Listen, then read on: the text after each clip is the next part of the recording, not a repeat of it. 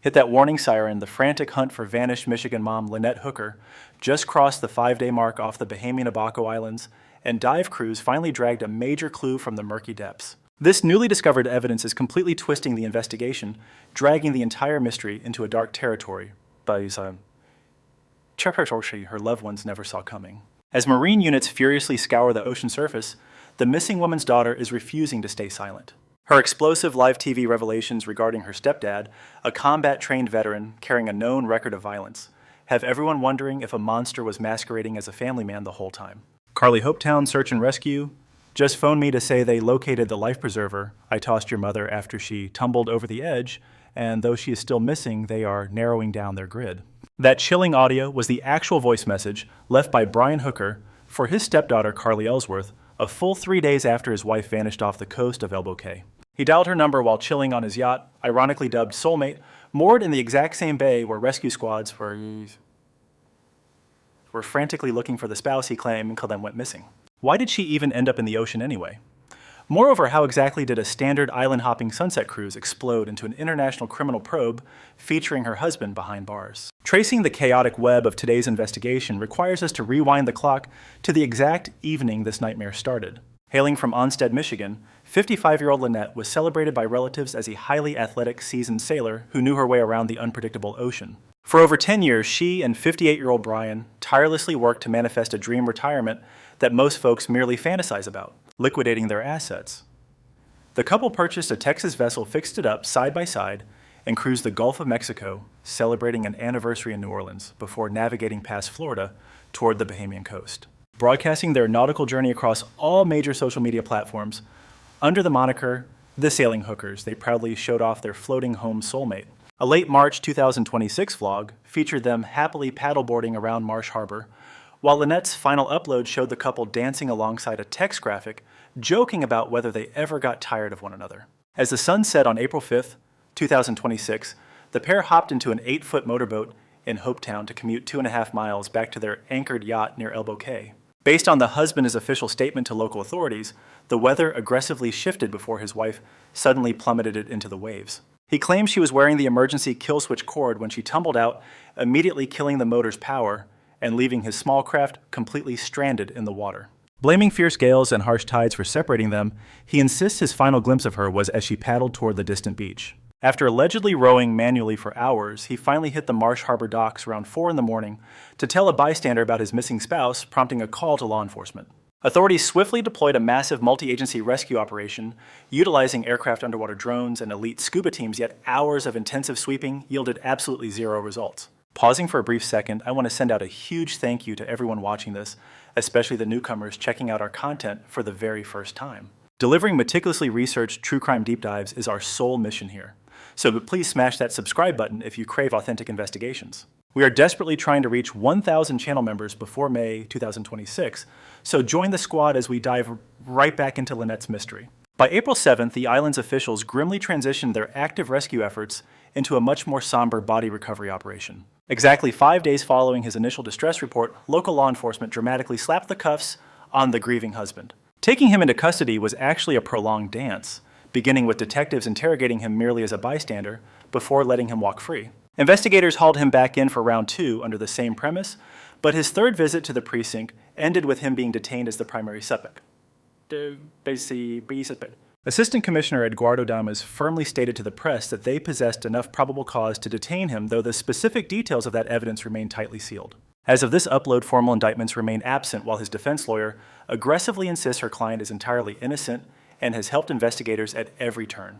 Transported over to Freeport's primary precinct for deeper interrogation, he now also faces a simultaneous criminal probe launched by the United States Coast Guard. With island authorities formally asking America for backup, dual national intelligence networks are furiously attempting to decipher the deadly maritime puzzle. His personal retelling of that tragic twilight voyage is riddled with bizarre claims that his stepdaughter instantly identified as massive red flags. Lining up his alibi piece by piece reveals glaring plot holes that the defense squad is suspiciously avoiding talking about in public. Let us talk about the ignition switch, since he was historically the sole captain of their tiny vessel, leading Carly to tell national television reporters that he exclusively handled the keys. That division of labor was set in stone for them, making it entirely absurd that his official police statement puts the emergency kill cord directly on his wife's body. It makes zero sense considering that safety tether is exclusively meant for the pilot to kill the throttle in an emergency. In her network interview, the daughter emphasized how illogical it was for the passenger to wear a driver-specific safety harness. This glaring contradiction remains ignored by the defense camp, bringing us to the highly questionable actions the husband took immediately after she splashed into the dark waves. Per his stepdaughter's media interviews, he actually served as a Marine. A terrifying bit of background context, completely backed up by neighbors who confirmed his elite military pedigree. You have a combat-trained survivor watching his partner plummet into the Caribbean. Yet he supposedly just sat there rowing aimlessly for hours instead of diving in to execute a rescue. Why refuse to throw down the anchor and hunt for her? Carly angrily asked reporters, demanding to know why her mom was allegedly swimming away from safety rather than returning to the hull. The husband countered these accusations by blaming brutal 18 to 22 knot gales for paralyzing his rescue attempts in extreme weather detail actually logged by the local volunteer fire department. Still, those burning family questions remain completely unanswered, pushing us toward the incredibly strange events surrounding his arrest when detectives escorted him back to his yacht for an inspection. The defense lawyer painted a chaotic picture of what happened next, claiming a shackled Brian somehow tumbled off the deck while juggling fresh clothes, forcing the cops to yank him from the sea. Outfitted with a buoyancy aid, the suspect was dragged to safety and hospitalized for minor scrapes and joint trauma, prompting his legal team to blast the entire ordeal as deeply disturbing. Word on the street is, authorities initially brought him in just to grab fresh clothing and a heavy blanket before heading down to the precinct, but detectives brilliantly capitalized on that exact window of opportunity as a clever decoy to ruthlessly sweep his boat, the Soulmate. The husband, claiming he tragically could not save his spouse from the ocean, on April 5th ironically plunged right back into the exact same dark waters during an official nighttime raid exactly 5 days after the fact. Carly Ellsworth has made one thing brutally clear during her media run: this terrifying nightmare absolutely did not begin on April 5th. She describes a toxic cycle escalating over decades with specific terrifying details currently backed up by officially verified legal documents that journalists recently unearthed. Speaking plainly to Fox News, the daughter dropped a bombshell. He has a track record of strangling her and promising to toss her off the boat, so this exact scenario playing out proves we are missing crucial puzzle pieces. Unpacking that intense quote reveals two massive red flags, primarily the physical strangulation of her mother. A dark secret she claims the victim privately confessed. While CNN journalists noted they could not officially verify the strangling with local cops, they still broadcast the daughter's entire chilling testimony. Furthermore, an incredibly specific warning about tossing the victim off the deck directly foreshadows her mysteriously vanishing into the dark ocean. She escalated things considerably on Fox and Friends, stating, "I personally witnessed him strangle my sister," which actually led to legal action, meaning he is literally just repeating his old abusive habits. Official legal paperwork validated by DTOL's 11 Investigates reveals a jury cleared the husband of harming a minor back in 2006 in Kentwood, Michigan. While he walked away innocent, we must remember a jury actually sat for this. State attorneys saw enough proof to indict him, and a magistrate pushed it to trial, yet his documented history goes back even further. An NBC News investigation into a 2015 police dispatch from Kentwood, Michigan, highlights a violent February clash where the couple pointed fingers at one another for physical battery. The wife claimed her partner strangled her and landed a single blow. Yet, responding deputies only noticed his bleeding, puffy face, documenting zero physical marks on her body whatsoever. Ironically, the wife ended up spending that evening locked inside a county cell, though prosecutors ultimately tossed the case because they simply could not figure out who threw the first punch. The lawyer defending both spouses at the time firmly told NBC News that strict attorney confidentiality rules prohibit him from sharing extra case details. Splitting up frequently across their 20-year marriage, they had just reunited around 18 months prior to this fateful island vacation, though another vital viewpoint demands our attention right now. Requesting strict privacy while chatting with Fox News Digital, an old neighbor admitted the husband possessed a notoriously hostile temper and abrasive personality, yet firmly insisted he genuinely doubts intentional foul play caused the tragic vanishing. Calling him a brutally blunt, no BS kind of guy, the source chalked up his aggressive demeanor to a heavy background in tactical military combat programs, acknowledging that opposing viewpoint keeps this narrative completely objective, even though the victim's own mother, Darlene Hamlet, leaves absolutely zero room for doubt regarding her rigid stance. Racing down to Miami for urgent meetings with diplomats and the U.S. Coast Guard, she secured an expedited passport and immediately flew to the islands. Questioned by a journalist regarding her fears for her daughter out on the open ocean, knowing their toxic past, the grieving mother snapped back immediately. "Are you joking right now? I panicked daily, especially whenever we said goodbye." Right now, she is stationed on the islands, desperately scouring past digital conversations with her daughter to help out local detectives. As of the exact moment this video goes live, her body remains completely unfound while the sole physical object actually recovered from the sea is a life jacket he allegedly tossed out during her fall, retrieved by a volunteer fire squad. Uncovering that floating vest triggered the eerie audio message played at the start of this breakdown, and authorities have formally shifted gears from rescue to a grim recovery operation. Without a corpse or verifiable forensic clues, nobody knows exactly what cops uncovered while raiding the soulmate on the evening they cuffed him, though his lawyer freely admits detectives definitely ransacked the boat. Both the criminal defense squad and local police departments are keeping entirely silent on whether that sweep yielded any concrete blood-splattered clues. The daughter's partner kept things incredibly realistic, with the Detroit News stating, unless detectives stumble upon blood inside that raft, locate a corpse, or discover massive forensic proof, an indictment seems highly unlikely. One massive digital footprint continues fueling wild internet speculation following her tragic vanishing.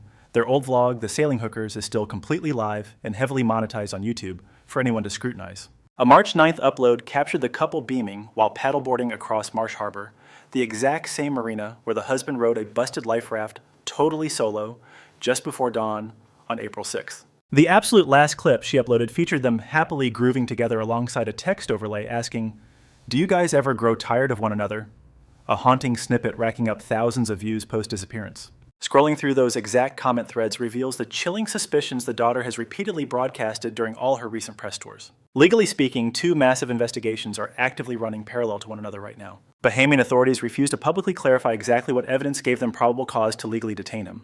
Island penal codes dictate they either drag him before a judge, slap him with an indictment, or let him walk free unless a magistrate grants detectives a temporary extension to dig deeper. An American intelligence source officially confirmed to NBC News that the Royal Bahamas Police formally requested federal backup, effectively merging both massive investigations into one joint operation.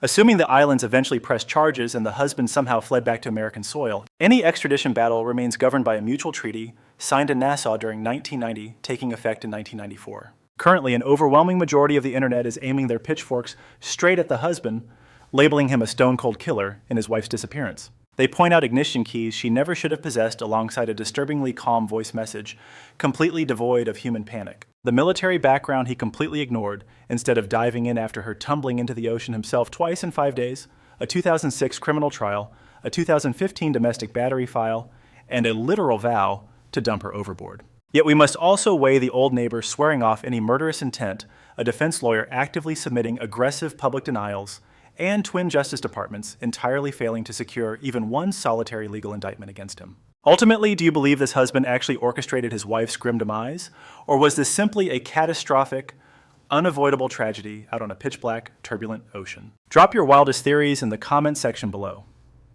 Only forensic science and patience will reveal the ultimate truth, but your perspective matters deeply to us. So subscribe for continuous updates on gripping mysteries exactly like this one. This story will absolutely explode. So do not miss the fallout, hit subscribe, and ring that bell to lock us into your daily timeline. We appreciate you tuning in. Catch you on the next one. From stories like this, one lesson rises above the fear and mystery: love should never feel dangerous. When a relationship is built on control, intimidation, or silence, the damage often begins long before the world notices. What may look calm on the outside can hide years of pain on the inside. This story reminds us to take warning signs seriously. A cruel threat is not just words. Repeated violence is not just a private matter. And silence does not protect a family, it often protects the harm. We must teach our communities, our children, and ourselves that real love is gentle, respectful, and safe. No one should have to live in fear of the person who promised to care for them. It is also a call to listen. Truly listen when someone speaks up about abuse, even in small ways. A daughter's voice, a friend's concern, a neighbor's observation, or a victim's quiet confession can be the difference between continued suffering and a chance for rescue. Let this be more than a tragic story. Let it be a warning, a lesson, and a promise we must never ignore violence behind closed doors. Protecting human life begins with courage, compassion, and believing that every person deserves to live free from fear.